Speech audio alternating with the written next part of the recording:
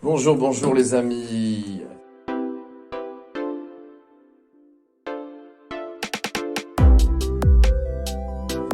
Merci beaucoup. Donc pour ce Vu Autrement, on était à quelques secondes près. Je suis ravi de recevoir Marc Debutet, qui est d'abord, on peut dire un ami. On peut dire, Jérôme, on peut dire qu'un ami, absolument. On peut dire. J'ai quelques problèmes de court-circuit dans le casque, mais tout va bien. On est en direct sur Radio Grand Lac 92.1 FM, mais aussi sur radiograndlac.com. Et puis, Marc, toi, discret, pour vivre heureux, vivons cachés. C'est une bonne maxime, oui. Et pourtant, pendant ce temps-là, Marc a beaucoup travaillé, mais il a aussi beaucoup œuvré avec son épouse Sylvie, que je salue parce que je l'apprécie beaucoup. 4 enfants et 11 petits-enfants, alors qu'on a presque le même âge. Bah écoute, on a commencé tôt, on a trouvé que c'était sympa d'avoir une cellule familiale remplie et dense. Et puis, bah, je pense qu'on a dû donner également le bon exemple, puisque notre première fille a 5 filles, notre deuxième fille a 4 garçons.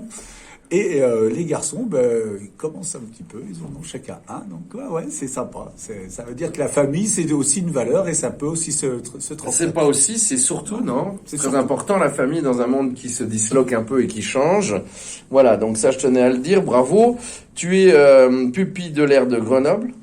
Voilà, enfin, j'étais à l'école des pupilles de l'air, mon père était pilote de chasse, et Au Bourget-du-Lac? alors, non, il a fait un petit séjour au Bourget-du-Lac, mais au Bourget-du-Lac, c'était essentiellement des gros bourdons, c'était des hélicoptères. C'est vrai. C'était une base d'hélicoptères. Et non, il était en plein de bases en France et même à l'étranger, puisqu'on a eu la chance de vivre 2 ans en Algérie.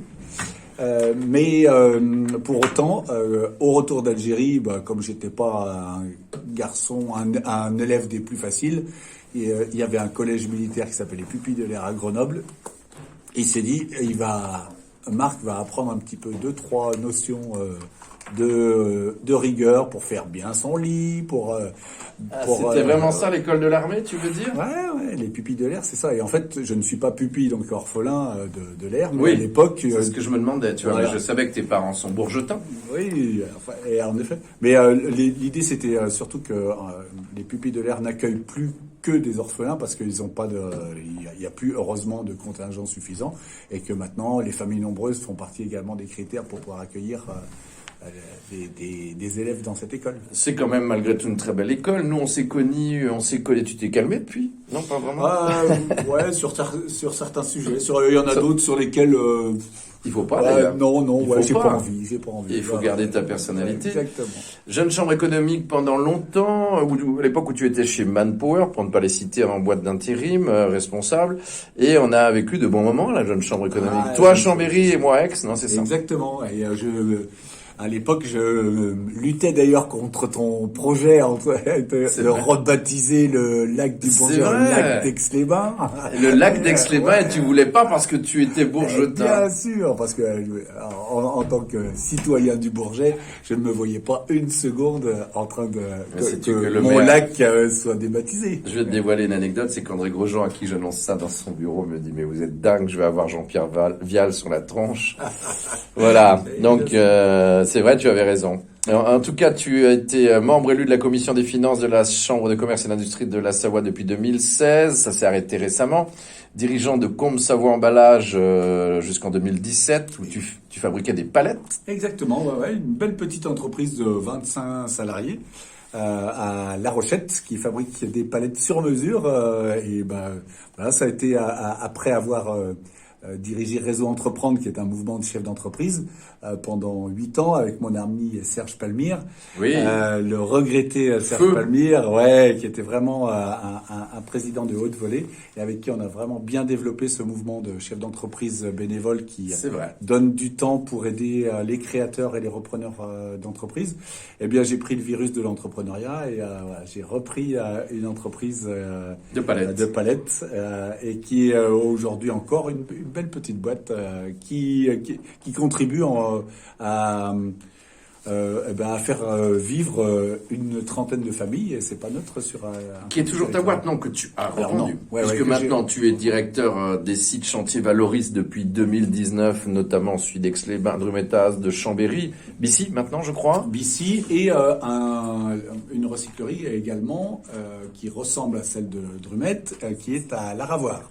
Voilà, tu nous en parleras deux mots, mais pour dire aussi que vous ne faites pas que revendre ou réintégrer, c'est réinsérer, c'est insérer les personnes en difficulté de travail, leur redonner un rythme, des repères, et c'est en même temps recycler, mais c'est aussi fabriquer de la menuiserie à partir de bois récupéré, c'est ça, hein? Ah, je crois que tu as un bon esprit de synthèse. En effet, notre métier, si j'ai un petit pitch là-dessus, c'est accompagner des personnes éloignées de l'emploi et pour lesquelles on développe en fait un programme sur 2 ans pour leur redonner en effet des réflexes de savoir-être, de présentation, de Ce qui n'est pas gagné quand tu es tombé dans le très bas. Hein. Non, certaines personnes ont. J'ai de bac-8 à bac+10, bac+8. Eh oui, ça veut rien dire. Voilà, des gens qui sont tombés dans la spirale chômage, divorce, alcool, voilà, des petits écarts de route qui parfois ont duré un peu et quand on se représente devant un employeur, c'est pas fastoche. Disons que c'est facile à tomber, c'est dur à se relever et de reprendre un rythme. Exactement. Et donc on est là pour redonner ce rythme, redonner cette dignité, cette confiance en soi, qui permet d'aller se présenter la tête haute chez un employeur. Et ça change tout, hein, ça change tout, ce qu'on montre de soi, bien entendu. Tu es aussi responsable, alors tu es administrateur de Savoie Expo. Ah oui, c'est une fierté de pouvoir contribuer à l'élan de cette association centenaire, mais on en a fait des moments ensemble. Ouais, exactement, super dynamique, et pour lequel cette année, en plus, je suis chargé du développement du programme de la RSE, donc la responsabilité sociétale de cette entreprise et environnementale, donc ça c'est contribue. bien. Bon. Je vois que tu as des galons toujours et à te lire, j'en ai vu plus que je n'imaginais vu ta modestie. Responsable du mécénat Auvergne-Rhône-Alpes, ma chance, moi aussi. Voilà, ça a été en effet une des missions que m'a donné André Payerne. Ah, il me semblait. On en a parlé récemment. Pour marketer un peu l'offre de mécénat à destination des entreprises. Et voilà, donc au terme de cette mission, j'ai croisé les pas du président des chantiers valoristes de l'époque. Ah, c'est comme ça que ça s'est fait. François en fait. Hollande. Ouais, absolument. Comme quoi, plus on rencontre de gens, plus on a des chances d'avoir des opportunités. C'est pareil pour les dames.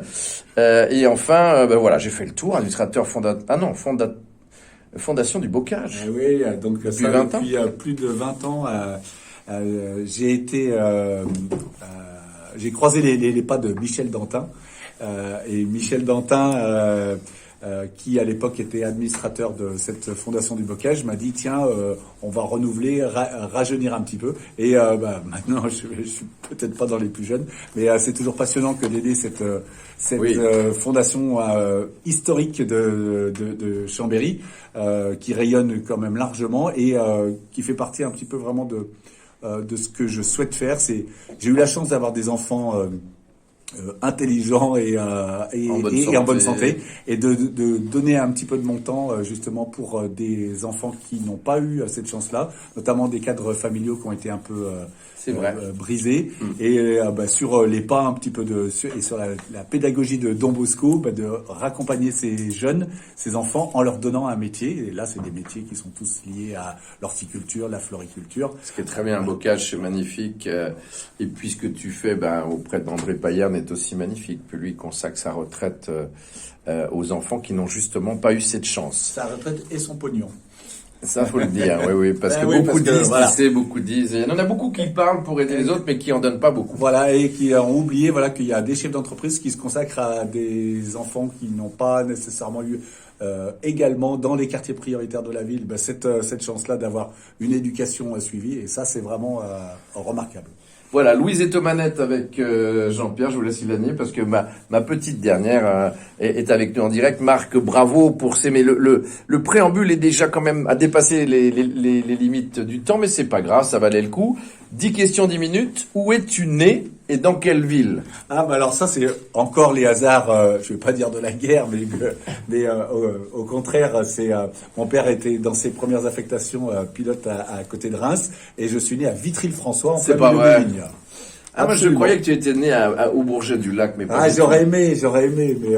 Vitry-le-François. Vitry-le-François, ouais. C'est quel département? 51, donc Ah, c'est la en plein Marne. milieu de la Champagne. Pas très loin de notre grande cadreuse dodo. Ah ouais, absolument. Alors, pas loin de Saint-Dizier, tout ça. Pas loin de Saint-Dizier. Avec tout à fait. combien de frères et sœurs? Une Ben moi, famille je de combien? suis l'aîné de 5.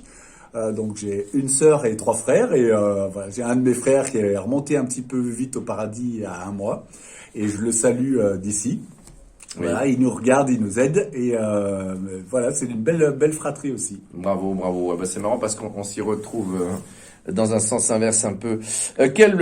Donc alors j'allais dire, quel métier voulais-tu pratiquer? Non, quel métier pratiquaient tes parents? J'arrive pas à me relire, moi, tu vois. Eh ben voilà, donc ma mère était infirmière. Et mon père, devine, si t'as bien écouté. Bah oui, militaire et pilote. Et voilà, lui, voilà. Tu voulais être pilote? Alors, j'ai caressé secrètement, enfin pas secrètement, non, j'ai caressé cet espoir-là. J'ai toujours été passionné par tout ce qui vole, y compris les oiseaux. Et toujours? Et je le suis toujours. En revanche, mon niveau mathématique a été rapidement amorti.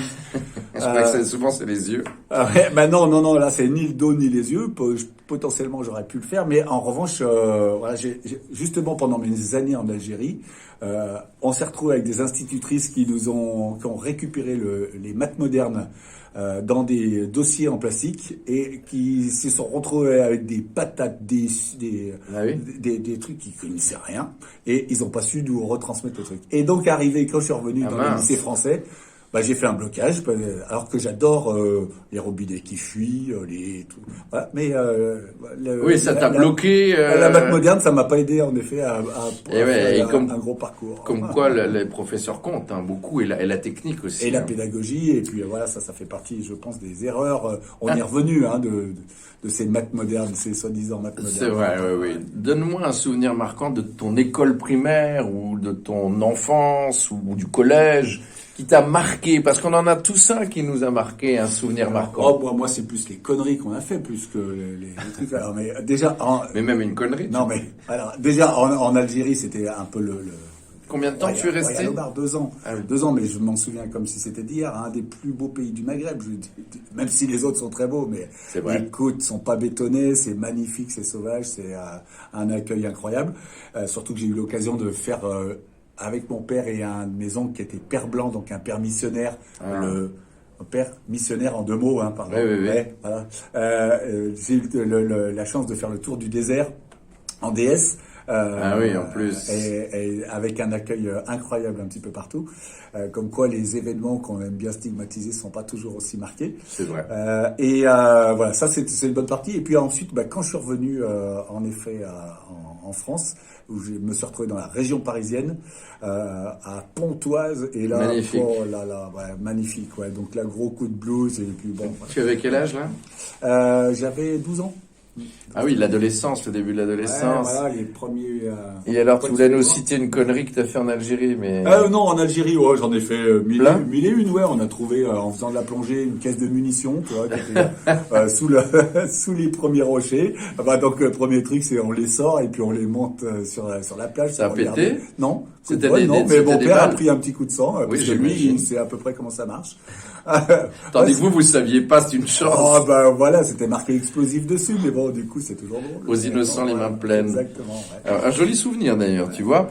Quel sport tu pratiquais?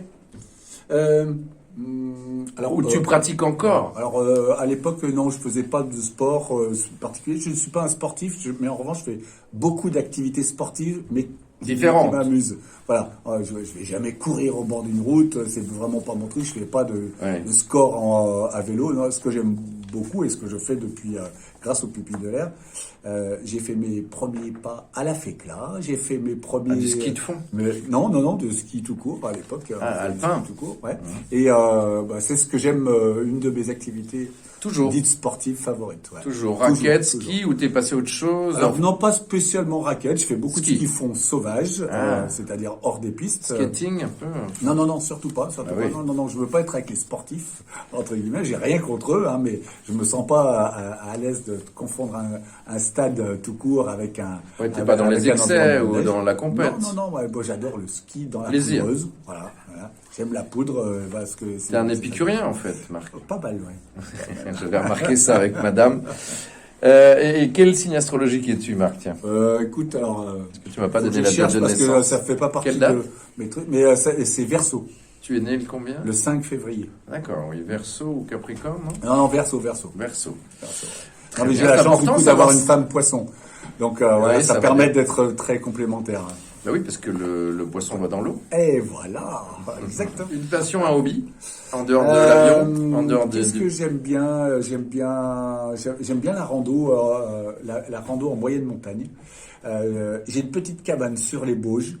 À toi, tranquille, où À tu moi peux tranquille, aller... voilà, génial, ça. une ferme d'alpage qui est planquée sur le Mont Penay, qui est à 25 minutes à pied du premier. Pas donner l'adresse, premier- Marc. Ah, je donne surtout pas d'adresse. Et Génial. où j'adore. Tu vas l'hiver ou l'été aussi? L'hiver, l'été, l'automne, le printemps, j'y vais tout le temps. D'ailleurs, il est heureux, hein, bronzé, heureux, ça se voit. Si vous étiez un animal, cher Marc, lequel seriez-vous? Un gypaète barbu. Mais c'est un animal de montagne, vous connaissez ça, Dodo, hein, dans le autour du lac, on Un l'a vu. gypaète c'est barbu, envergure c'est un rapace? environ 3 mètres, voilà. Et surtout qui se permet de se prendre des vols de plusieurs dizaines d'heures sans donner un coup C'est d'aile. pas vrai. Et Sans te donner un coup d'aile, presque. Ah ouais, non, oui, il connaît déjà où sont les courants d'air, les ascendants, Ouais, voilà. les spirales, il est tranquille. Le long des cascades, s'il nous fait ça, tu sais, c'est le extraordinaire. gypaète, c'est un gros animal, hein, mais c'est Oui. vraiment un vol extrêmement majestueux. C'est moins commun que l'aigle ou Donc, que mon la cher buse Marc, variable. Mais... si tu crois comme les Indiens à la réincarnation, on va te réincarner en gypaète barbu. Oh, attends, merci. Quel est c'est important ça, c'est bien d'apprendre ça. Quel est ton grand regret? Si tu en as un, hein. Alors, ouais, j'aurais aimé être une rockstar, un guitariste dans un groupe de T'as rock. le look. Et- Avec Mick Jagger. non, alors figure-toi, plutôt avec Freddie Mercury. Ah oui. Ouais, c'est mon... alors, Queen, c'est mon groupe fétiche, mais... Toujours. Toujours. Et après le film encore? Et ouais, le film aussi. Pas plus. C'est du business. Ouais, je suis allé le regarder, mais c'est pas ça qui m'a fait aimer. Mais... Non, j'adore Freddie Mercury, sa manière de chanter. J'aime bien les mélodies du groupe Queen. Je trouve que c'est un bon groupe de rock. Est-ce que tu vas nettoyer sa statue à Montreux de temps en temps? Non, je suis pas du tout ni fétichiste, ni... Non. C'est comme j'ai les pas fans. le culte de la personnalité, non. Parce qu'il y en a qui nettoient, c'est eux qui entretiennent les fanatiques Oui. à Montreux sous les Halles, là, au bord du lac. Je les laisse bien faire. Quel est ton souhait le plus cher, si votre envie, votre souhait le plus cher à venir, quoi, s'il y en a encore, bien sûr. Bah, À écoute, moins que tout soit accompli. Oh non, alors, il y a une bonne partie de ma vie maintenant qui est plus derrière que devant, mais pour Dis autant... pas ça, on dirait un vieux. Mais, non, mais... Hein, Jean-Pierre, on dirait un vieux. tu sais, à partir de 60 ans, on considère qu'on n'en a pas spécialement encore 60 à vivre, mais pour autant, Ah, ça, c'est vrai. cette dernière partie-là, je souhaiterais la vivre surtout en bonne santé. Voilà, la retraite, si C'est le cas. nos Ça a l'air. édiles arrêtent de faire le yo-yo sur le calendrier, C'est vrai. eh ben, écoute, j'aimerais bien qu'elle soit dans pas trop longtemps, et puis que je puisse d'avoir en effet encore un petit capital santé qui me permette de faire mon tour de France avec mes enfants. J'ai la chance d'en avoir à Lille, à Dijon, à Lyon et à Marseille. Ah, c'est Donc une génial. grosse diagonale comme ça. Tu le Et, feras à vélo? à bicyclette ou à moto. Ouais. Ah oui, oui. Petite moto tout terrain, j'aime bien faire. Marc, ça a toujours été un homme qui bosse, qui bosse, mais qui sait prendre du temps pour lui. Donc je trouve ça magnifique. C'est bien, non? C'est un exemple à suivre, messieurs, dames. J'ai la chance d'avoir une femme qui a à peu près les mêmes envies, les mêmes désirs. Voilà, les mêmes désirs et les mêmes aspirations. Vous l'avez rencontrée où, cette dame, on peut le dire? Ah oui. Sylvie, elle est d'ici? Ah non, elle est du Beaujolais. Ah bah ça m'étonne pas, on est épicurien dans le Beaujolais. Ah, voilà, ma mère est du Beaujolais, on s'est marié à Lyon, donc dès qu'on a pu professionnellement retrouver une opportunité pour revenir en Savoie, moi j'ai toujours dit, quand je passais mes vacances au Bourget chez ma grand-mère, j'ai toujours dit, quand je serai grand, je reviendrai en Savoie. Extra, vraiment. Qu'est-ce qui vous anime tous les jours, Marc, pour cette dernière question? À la fois aujourd'hui à la société, et aujourd'hui, grâce au chantier valoriste, aussi à l'environnement, parce que on redonne des vies, des deuxièmes vies à du matériel et à des hommes. Du matériel, à des objets et à des hommes aussi. C'est vrai. Et ça, voilà, ça fait partie de ce qui me motive de tous les matins. En effet, une menuiserie éco-responsable qui est à la Cassine, qui est adossée à une matériothèque, donc à un endroit où on vient récupérer, acheter des matériaux qui ont déjà une première vie dans le cadre des constructions ou de rénovation du bâtiment. Voilà, plein d'univers, des univers de la table, à univers de... Alors justement, amenez vos meubles, donnez tous. Voilà, donnez, chantez Enrico Macias. Moi, j'ai beaucoup donné, et puis j'ai trouvé des choses, et j'achète pour peu cher, et je suis très heureux chaque fois que je sors. Merci beaucoup. Marc d'être venu à Radio Grand Lac pour Vue Autrement, pour cette 4e édition, en replay dimanche à 18h sur la chaîne Facebook, Instagram et le site autourdulacdubourget.fr et YouTube également, du côté de Autour du Lac. Merci Marc, ça m'a fait un plaisir. C'était un vrai plaisir de partager avec tous les auditeurs de Radio Grand Lac. Voilà, sur 92.1 FM et aussi sur radiograndlac.fr. Merci Marc de Butet, tu embrasseras ta femme et j'ose à peine dire, mais je me rappelle de souvenirs chez tes parents dans la maison du Bourget du Lac. Exactement. Merci à tous. Merci Marc, et bon été.